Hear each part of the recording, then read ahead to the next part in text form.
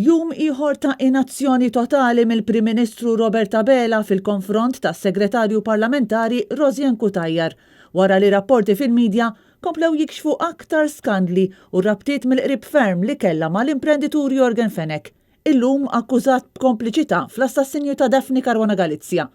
Jidher li Abela sa issa kien dajjef wisq biex jieħu azzjoni jew jissospendi b'mod temporanju lil Cutajar fl-isfond ta' aktar dettalji dwar flejjes li allegatament ħadet is-Segretarju Parlamentari mingħand Fenech. U dan in-nuqqas totali ta' azzjoni mill-Prim Ministru fil-konfront ta' Cutajar qed jispiċċa jkompli jpoġġi pressjoni kbira fuq id-deputati Laburisti kif kien evidenti meta Net News mar jitlob il-kummenti tagħhom huma deħlin fil-bini tal-Parlament. Reazzjonijiet li jfakru ħafna f'dawk li konna naraw mill-istess deputati Laburisti meta kienu jiddefendu lil Konrad Mizzi u l-Keith Schembri. Il-Ministru Caruana għalilna li sa issa dak kollu li ħareġ huma allegazzjonijiet. Fil-kwestjoni tas-Segretarju Parlamentari Rosianne Cutajar li kelli ngħid sissa l-istorja kollha tiddu fuq allegazzjonijiet. Il-Ministru Clayton Bartolo u s-Segretarju Parlamentari Krista Ġus it-tnejn qalu li komdi b'Cutajar ma' ġenbhom. Tajjeb onorevoli, kemm inti komdu b'Rosianne Cutajar fil-Parlament ma' ġenbek? Komdu ta'. Mhux daqstant komdi però l-Ministri Michael Falzon u Clint Camilleri. Rosianne Cutajar, kemm intom komdu biha fil-Parlament? M'għandix kummenti x'ngħaddi, grazzi. Onorevoli.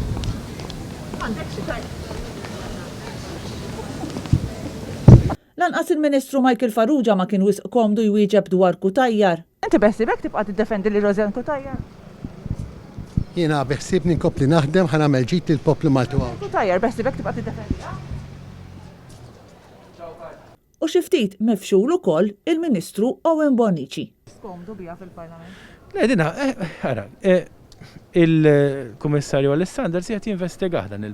Lill-Ministru José Herrera staqsejnieh kieku kienu flok Cutajar kienx jissospendi ruħu. Naħseb dik hija domanda tistaqsililha.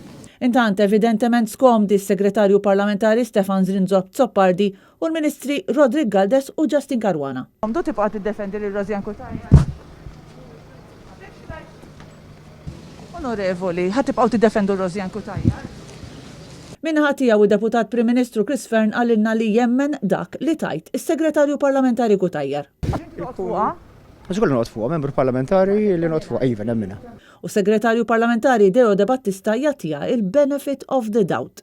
Ifhimni, inti dejjem tagħti il-benefit of the doubt. Madankollu l-aktar wieħed li der determinat li jibqa' jiddefendi lil Cutajar kien il-Ministru Ian Borg. Onorevoli se tibqgħu tiddefendu Rosianne Cutajar?